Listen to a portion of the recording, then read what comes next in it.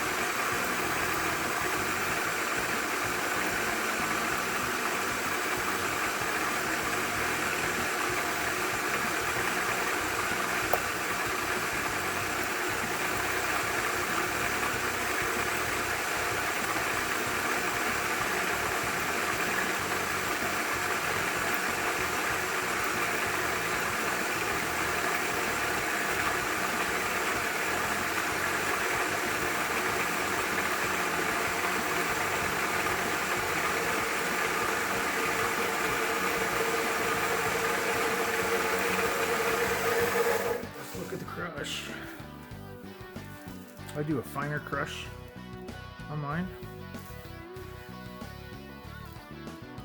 because of the way my false bottom's set up. I don't get any clogging or anything on it. Knock on wood.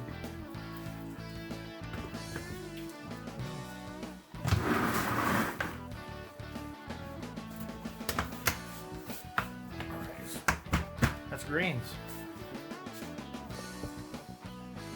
Let's get our hops. Okay, so the hops I have is Dorado, and I have Hallertauer hops. I think I'll use this for the flavoring aroma side, and then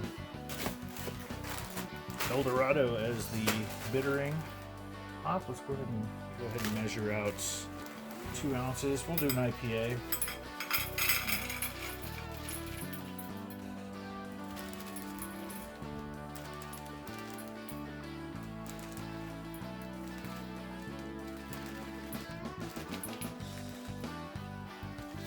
Here, 2 ounces, Hallertauer Mittelfruh, IPA, and we'll probably do an ounce at 10 and an ounce at 5.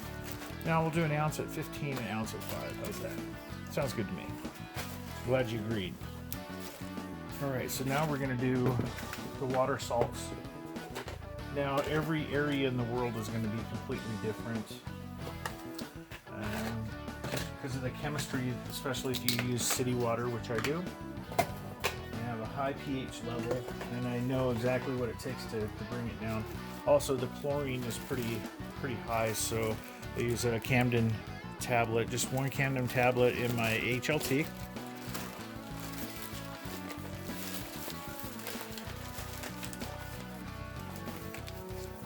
That guy right there. We'll crush him up and put him in the water.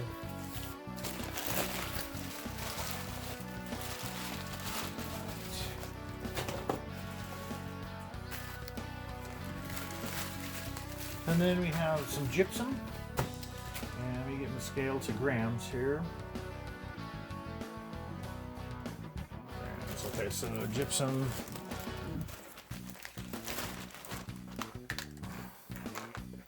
Do about 6.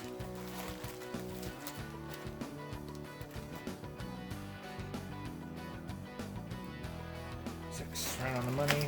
Which is a heaping teaspoon. I'm gonna get that chlorine out of there mostly. Sometimes you don't even really need to treat your water, depending on where you're at. If you use osmosis water, you really want to condition your water correctly, because there's nothing in it. Let me put this stuff away and we'll go outside and get going. Cheers. Okay, so I have hops here. I'll just leave them over here. My water salts that'll go in with the mash, and then I have a Camden tablet. Let's go ahead and crush that. This is the HLT. This has 15 gallons of water that I'll use throughout the boil. I'm gonna go ahead and just dump her in here.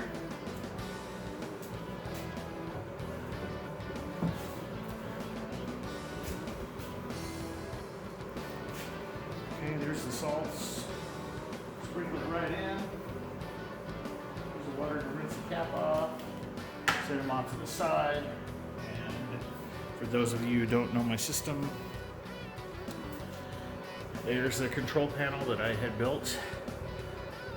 And on the right hand side it's split into two. So on this side is running the element for the HLT, and on the other side is runs the element for the boil kettle.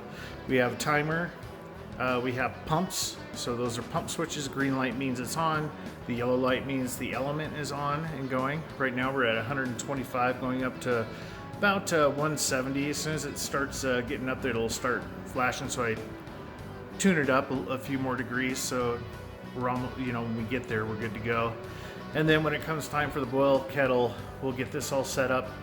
Timer for everything, like I said, and then this is the selector for which side I have on. Underneath you can see I only have one cable hooked up, and that's to the HLT right here. You can see where it's hooked in the back right here. And this is a converted keg. It's called a Kettle. If you look down in the center, that is the Herms coil, a copper coil that's submerged in the water, and you get the water to a certain temperature and it will maintain the heat.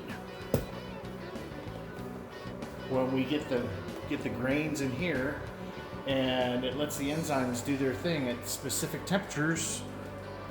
The different amylase will do different things to the mash, make it more complex sugars versus simple sugars. And that's the boil kettle. You can see the 5500 watt element in there. I don't have it hooked up right now because I only run one element at a time. And let's go ahead and get our grains in. Let's get our grains dumped in. The false bottom in there. False bottom in the bottom of the lauter tun here, the mash tun.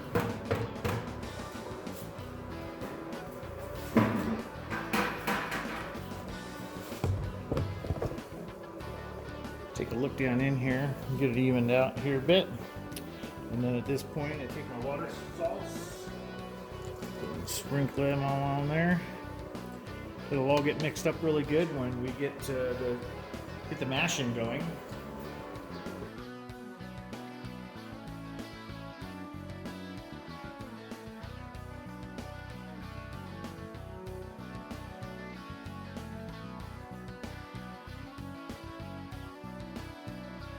All right, we're at 152.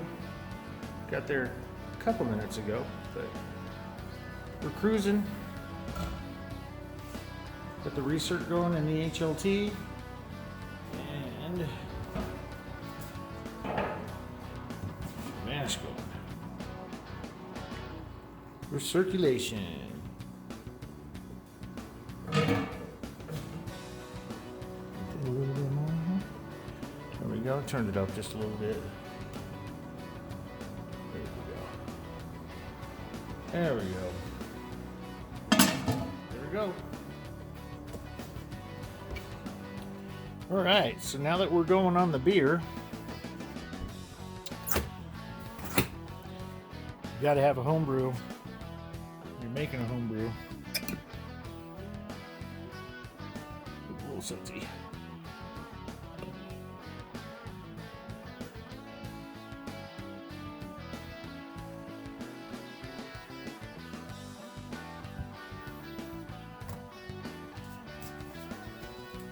There's a pale ale.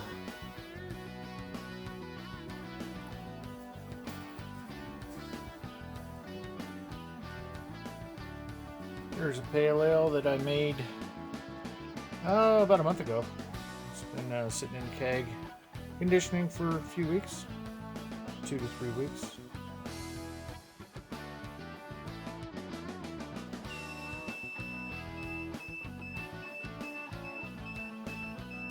All right, that's our 30-minute timer, so we can stir the mash. Where we go? Oh yeah, it's gonna be a pretty color. Nice little caramel color to it. I had no crystal malts this time, so it's just Carapils and 2 rows, so it should be pretty pale. If you can see, you see how the recirculation works. Pretty darn cool, if I do say so myself. So I'm gonna go ahead and shut the pump off and then get to stirring here.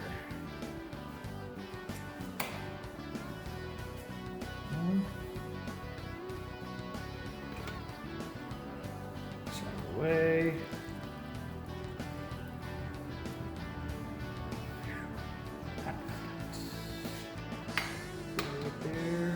Out of the way. Get her stirred up. Make sure that everything is going good. And it's real sticky. Getting good sugar conversion. You can just taste it. There we go. We got her going again. So we got another 30 minutes. And then we'll do our mash out. And sorry about the bouncing around, but we shall see you in 27.5 minutes. Cheers. Hello. Okay, during the mash time, this is usually when I try to get all of my fermenters, both of the fermenters here, sanitized, and I use Star San. And this is a no rinse acid sanitizer, and I had made up some the other day in a gallon jug. And we're gonna go ahead and get these guys, get these fermenters sanitized. So in one of them I put the airlocks. What I usually like to do is pour the Star San over the lid before I add it to the bucket. It doesn't take much. Same thing with the other one. These were clean just the other day. The fermenters were, all we have to do is shake them up now. Put the jug down there.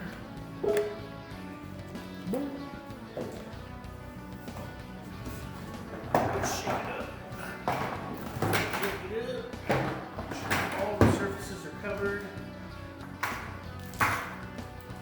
Just hold the lid on. Doesn't matter how you do it. That's that.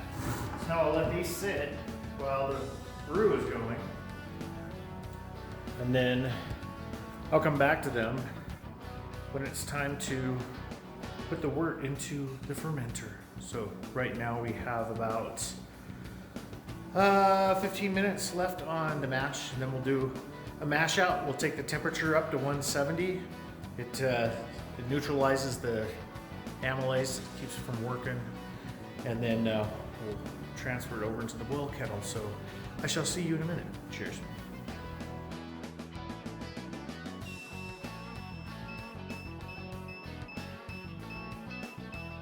All right, so we're at the end of the mash. We're gonna go ahead and mash out. So I'm gonna take the temperature up to 170.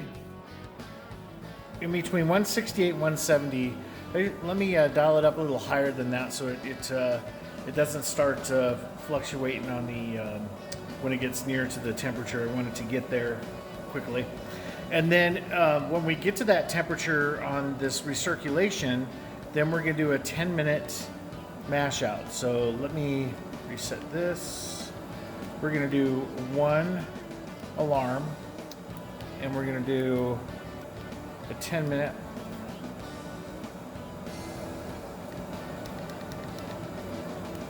So as soon as this gets up to temperature here, then I can go ahead and start that. So here we go.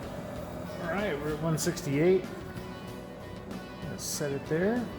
And then we're gonna go ahead and hit our start on our 10-minute timer. And this is called mash out. So right now, the temperature of the water is too extreme for the amylase to process correctly. So it will halt all of the activity it's having to convert starches into sugars. So all the starches going into complex sugars and simple sugars are going to end within this 10-minute period. So I will see you at the end of this, and we'll set up a contraption, a fly sparge contraption, to rain over the grain as we get it moved over to the boil kettle. Cheers.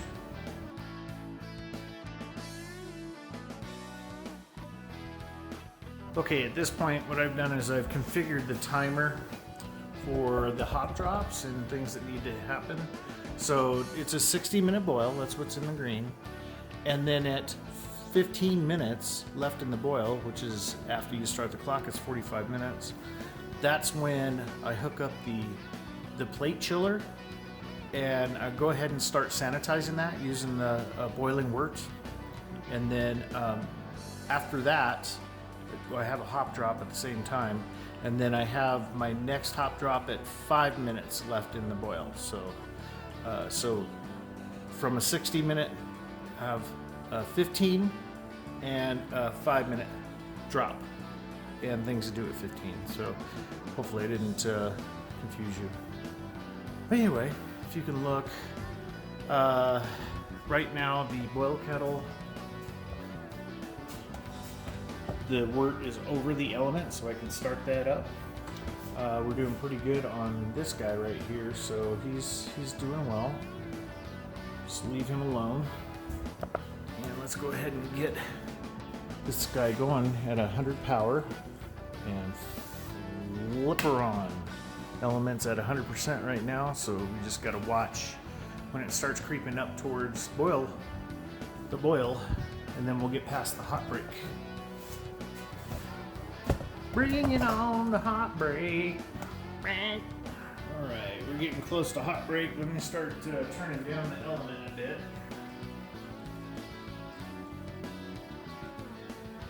Turn it down to 80% for now.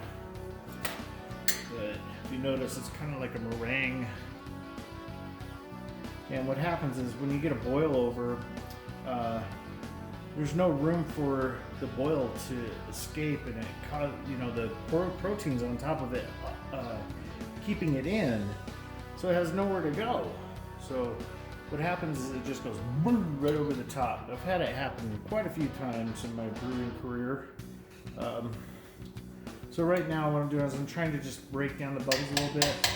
Can't keep up with it, so I'm going to turn it way down here to 0. You'll see it drop. See how it's relaxing now. Let it get down to the liquid level.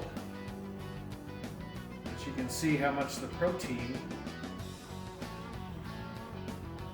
has an effect on it. Take it up to 70.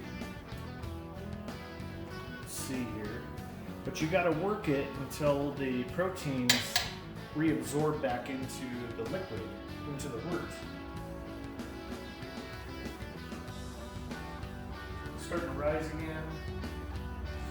Take it to 0 again, let it settle. At 100% power, these 5500 watt elements, they draw over 26 amps. I have a 220 system. A Brew on perm system. And I'm just trying to get this where it's going to reincorporate, not have any issues here.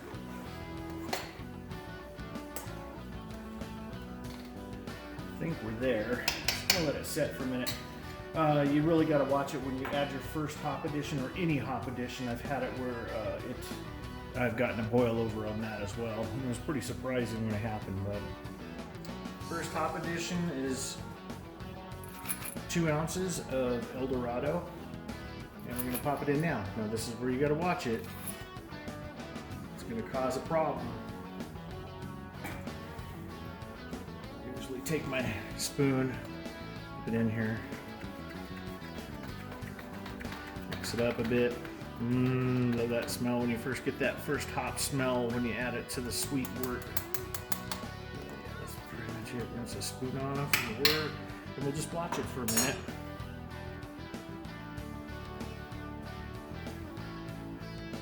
And it looks like it's going to be okay. So you just want to keep a close eye on it. You don't want to walk away. Alright, so I went ahead and reconfigured the hose for the plate chiller. So there's a Therminator, the Blickman, and had it on for a minute, so it's got to catch up again on the temp. Anyway, we have got 5 minutes, a little over 5 minutes before the 15-minute left in the boil mark, so see you then. So we are at the 15-minute mark. I'm going to go ahead and put 1 of these ounces of Hallertauer in it.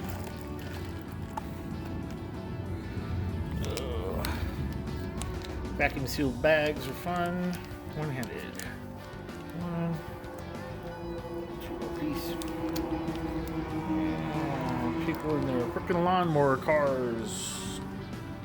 Stupid little lawnmower cars. Sorry. Lawnmower cars.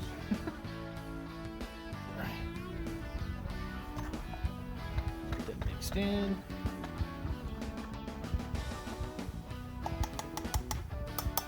Get out there. Get off there. Okay. Turn the pump on.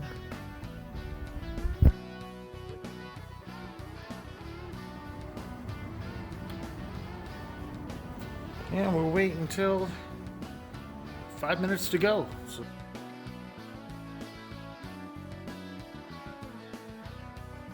all right, we're on the second bucket. Coming out about 70 degrees. Boil kettle, steaming hot. Alright, see you when we're done here.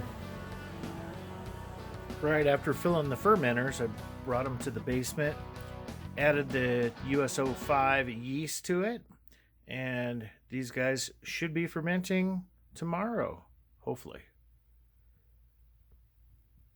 Cheers, everybody. 100 bottles of beer on the wall. 100 bottles of beer. Take one down, pass it around. 99 bottles of beer on the wall. Cheers. Thanks for watching.